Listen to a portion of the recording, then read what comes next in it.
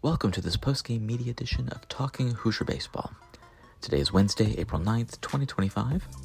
The Hoosiers completed a stretch of 4 games in 3 days, winning all 4 with a 7-5 victory over Ball State on Tuesday night.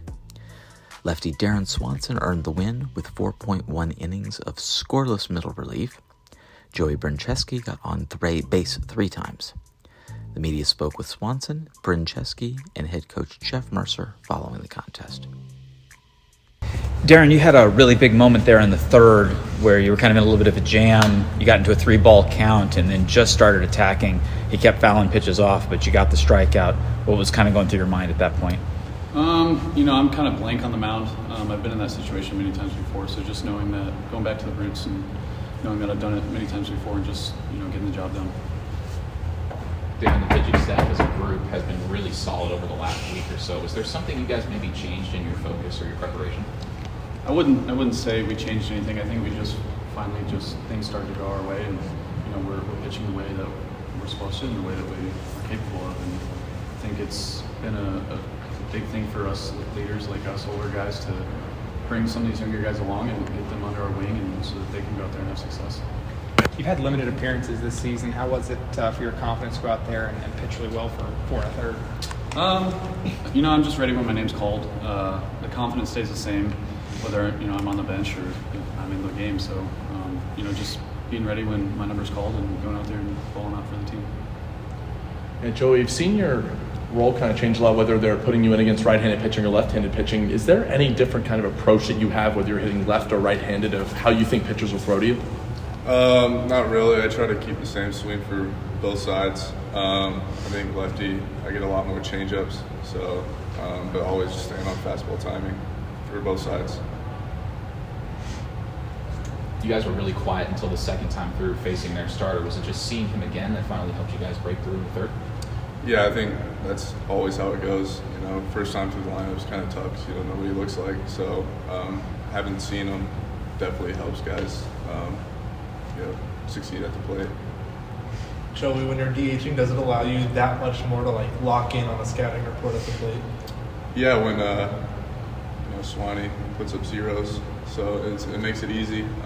But I'm always right next to the scouting report, seeing what the guy likes to throw, and yeah. You guys look pretty excited for the Cerny hit by pitch. Just what was the vibe for that? Well, that was all. We were talking about it before the game, so that was a record-breaking hit by a pitch, so it was pretty cool. Yeah. Did he get the ball? I don't know. I think he did the ball. I think he got the ball. Did he get the ball? Yeah, that's pretty cool. Whose idea was it to make sure the ball was given to him? I think everyone in the dugout was pretty much yelling for the ball, so yeah. For either of you guys, now we're on a 4-game win streak. What does that kind of mean in terms of maybe the vibes around the clubhouse with the way the team's been going lately? I think the train's just not getting rolling. Obviously we don't like it to get rolling this late in the year, but we'll take it. We're just going to get on a roll in the Big Ten tournament and just win as many games as we can. Darren, about the third inning, he got into a bit of a jam, got into a 3-ball count, and then just kept throwing strikes. Yeah. Can you talk a little bit about that mentality that kind of takes over from the weekend? Yeah, you're exactly right. Sometimes he gets underneath the changeup and gets pushy, and when he gets back on top, the ball really kind of jumps for him, and he gets just enough miss on the fastball to keep him in the fight. But yeah, just over the course of the weekend, just like you said, those guys, we were just so committed to being in the strike zone and to attacking. And we've had some, when our innings get big, it's almost always with free bases involved. Our opponent batting average is fine, and so we don't get hit tremendously hard in succession. I probably do a lot to the changeups and the cutters and whatnot, but for him to just kind of fight his way through. And we sat down and obviously you're on your 4th game in 3 days, and so we're trying to carve it up, and how do we go about doing that? And who do we go second after Yarbrough? We wanted Yarbrough to have just a clean start and kind of be able to just not have to sit around in the cold. And it was really Coach Glant. I had kind of wanted somebody else in the 2nd inning, and he said, I really think Swanson's got a chance to just run with it.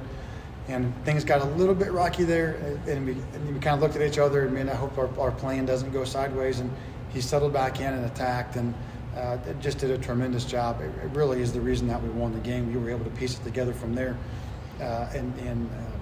But yeah, another one, upperclassman and adult, has been in the fight. He's you have a day like today. He's a 4-seam guy, and so you're gonna, with the wind blowing in, it's a really good matchup that he can run with it, but he's got to be in the zone.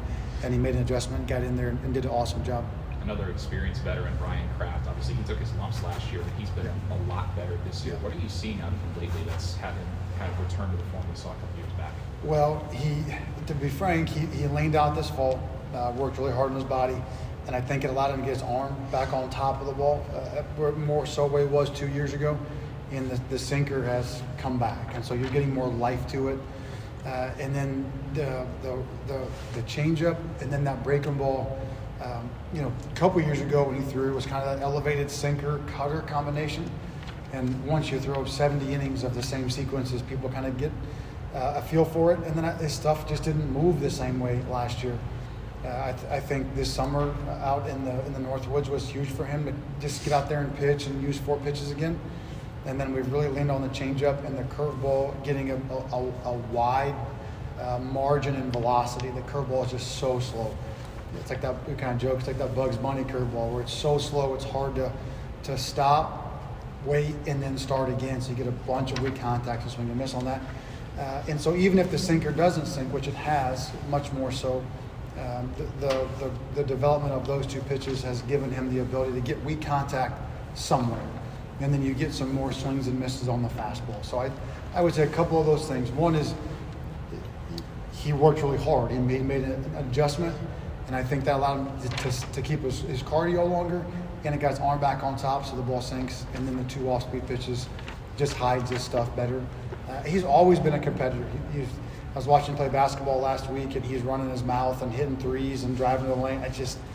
We were playing football. We were throwing the football around today, and he's like Steve Young. He's whipping it around, and I mean, he's just a competitive guy. He came in as I wanted him to be a hitter. He was a great first baseman in high school, and he could really hit, and he was dutiful. Now, unfortunately for us, he decided, like the day before our first offensive individual, he came to me and he said, I don't think I want to hit. I think I should just focus on pitching. He said, that's fine. He's a competitive guy. We always call him the sheriff, man. He's like John Wayne. He's the law in town. And when you always feel like the game's over when he comes in, and he's awesome. And I hope those guys learn a lot from him, because he's a hell of a good player and a hell of a good leader. You rolled out a lot of lefties today. I'm assuming that was by design. Was it almost like an audition for some of those lefties for potential weekend roles moving forward? A little bit, and they're worse against lefties. And you're a little bit, it's hard. You watch a lot of synergy video, but you don't know until you kind of get in there. And then Swanson made his run, and I thought Yarborough was fine. We didn't make a couple plays, in the infield. Will doesn't make that slow roller. The ball tips off Cooper's glove. And so you're going to have to get back to figuring out, okay, the ball's going to come off weird for this cutter guy. And so then once we went to Swanson and he made a run, it was like, okay, well, I'm not super smart. I'm smart enough to figure out we got 5 guys here and 3 of them are lefties. And so let's keep sticking lefties in there. And the lift was good for us. They seem to do a better job with the cutter, the breaking ball stuff. The lefty lift, Russian's got that lefty lift, is really good. And Thomas, the first thing Thomas looked like Clayton Kershaw, right? And he's got some lift to the fastball. The breaking ball is really good. Somebody must have said that earlier too. It was just really the matchup. They kind of looked less comfortable versus the lefties, and we had several of those guys, prepared for today. And Gooby would have been available too if we needed him. So. I still think Brummel's a guy for us. There wasn't an avenue, fortunately and unfortunately, just because Swanson ate up the middle of the game there.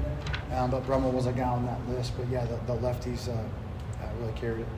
Corbin Dickerson, Jake Hanley, and Devin Taylor are all top 3 now in the Big Ten in hits. What can you say about how good they've been for your offense this season? I'm just glad they're on our team. Yeah. No, they're very similar. Devin and Jake both being from Cincinnati, but they're similar in mentality. They're all really intelligent. They're very hard workers. They're good students. They're serious kids, men at this point. But they're very similar personality style. So it's the game. The game never gets too far away from them. They're always an adjustment away. Devin's working through swing changes right now, but he's able to go out, have a good at bat, put his best swing that he's got for the day on the ball, and have some success. Same thing for Jake. Same thing for Corbin. Corbin's legs are really bothering today, and so I'm telling him just run 70% and see if you can run into one, and he did. So, but yeah, I think they're talented, yes. But they're Southern Ohio, Southern Indiana, great kids, great families, smart, hardworking kids that are adjustable and adaptable, and they're not overly emotional. It's just you can't play baseball. Like I talk to some of the young guys, you can't. I love football players, but you can't play baseball. You can't hit like a football player. You just bash your head against the wall. You're emotional. You ride the waves, and you throw a fit. And if you don't get a hit, I stink. And it just doesn't work like that. Those guys are always the same guys. They're always even keeled. They're always in here working. They're asking questions, and so they just kind of stay one step ahead of major problems. And when you do that, and you never really slide, then you never open yourself up to, am I good enough? They're just always prepared to make the next step. They all three ask really good questions. Dev will come over and ask questions, probably more so when he was young. But he still is open and available. And then Corbin and Jake, glued to the coach's hip down there at the bat rack, always talking, always asking, always, trying to learn. So it's success leaves clues, and the big part of it is, yes, they're talented, but they're smart, they're hardworking. They're not prospects. They're just ball players. They just want to play the game and they want to win, and they're more interested in winning. If it means I got to hit a ball the other way, it means I'll go the other way. If it means I have to lay a bunt down, he may lay a bunt down. What do you need me to do? I'll take ball 4. I'll take a hit by pitch, except for Jake sometimes not taking a hit by pitch. The other two will. Jake's getting better. He got one today. I think he's at 2 hit by pitches now. But no, it's really, really similar kids. Speaking of hit by pitch, you and Devin look pretty excited after Cerny's. Is there some anticipation building up to that? Yeah, I think that was the score record in hit by pitches, if that's correct.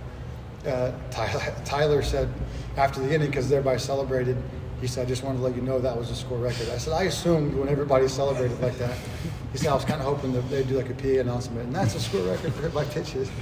I said, I don't know if they're going to give you like the like the Ricky Henderson stolen base, treatment. But it really is the testament to him. Team player, tough, always wanted to find a way on base, take a hit by pitch all the time. I mean, that dude's back. You guys saw him get hit in the spine the other day. I mean, a lesser man would have asked to come out of the game like that. He got drilled. But he's gritty and tough and competitive and fiery and all the good things. And so, yeah, we were excited for him. But it's almost like the running joke now that he gets, he's going to get on base once a game, at least by hit by pitch. But kudos to him for being more about the team than his body sometimes. Yeah, in the third base coach's box today, is that something you like to do a couple times a year, just kind of get out and coach bases in midweek games at times? No, I don't. I'm really good at it, but I don't like to do it. I joke with the guys. I'm the best third base coach in the country. But I don't want to do it. I don't let you. BA had to go recruit, and sometimes you have to do those things. But I spent a lot of time coaching third base, and you take when you do it, you take a lot of pride. Anything you do, you take a lot of pride in. And so I did. I worked really hard as an assistant coach to be a great third base coach, technically, communication, and all those things. And so the guys do always give me a hard time about going and coaching. And I will say it's the fastest that I ever move is getting up and down the line to third base. I don't move very quickly ever, but in that moment I do. But it is the excitement of looking at the outfield. It's a different way to view the game, and so the tactical aspect of looking at the outfield and seeing the wind and knowing the arms and talking to your guys. So I do enjoy a little bit of that of it, but I do feel like my strength is in the dugout with the guys. Being able to talk to Coach Glant, having pinch hitters ready, kind of reading the room in the dugout. What does the group need, or what does the hitter need, or those kind of things. I feel like my strength is more in the dugout. But when I was at Western Kentucky, BA was the recruiting coordinator and I was the volunteer. And so the first time I coached first base at Western Kentucky, I think we were playing at Middle Tennessee. Batter hit a ground ball to me at first base, and I caught that one. I missed the one today, but I caught that one. And a guy cut it off the end of the bat, and I fielded it and threw it back to the pitcher. And everyone looked at me like, what the hell are you doing? I didn't know. And after the game, he said, has anyone ever taught you to coach first base? I said, no, I have no idea what I'm doing. So he gave me the Ron Polk book, the manual on how to coach bases. And then he walked me through how to coach each base at first and third. And then I went to Wright State the next year and spent 3 years coaching third base. I took a lot of pride in it. Speaking of that, 2 straight warnings you've been given at third base. You had one last year against Penn State. Did you get one today? I did get one today. I don't yell at umpires. I think 99% of the time, it's just within human error. And so I don't say much. But every now and then, when a call is missed like that, you have to stick up for your guys. Like you can't miss that call. That ball was clearly off of his foot. It changed complete direction. No one in the field even moved. It was clearly off of his foot, and that stings for TJ.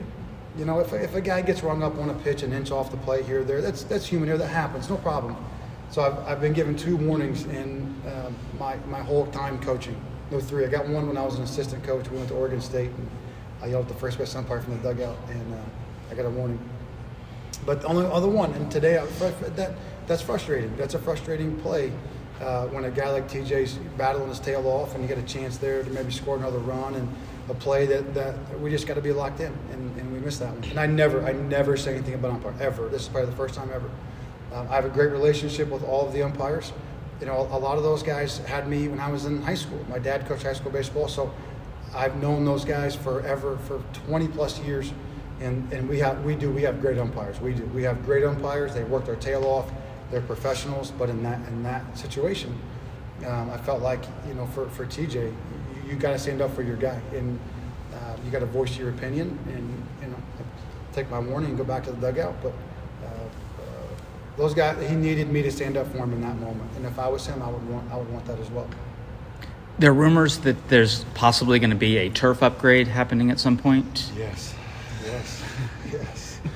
There is. We put the bid out, and they're working on getting that finalized. All credit goes to Denton Sagerman for putting all this stuff together behind the scenes. And at the same time, we're very thankful and appreciative to our administration for doing that.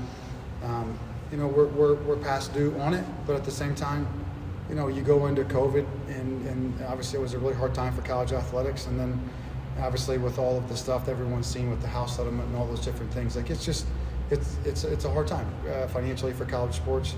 So for our administration to support us in that way, we're very, very thankful and appreciative, and really excited to get that done. So hopefully the plan is for this summer that we would do that. That is the plan for Dave.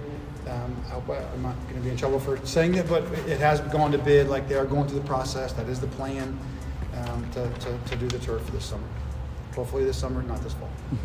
Next up, the Hoosiers head to Champaign for a 3-game series at Illinois starting Friday at 7 p.m. Eastern. See you at the BART.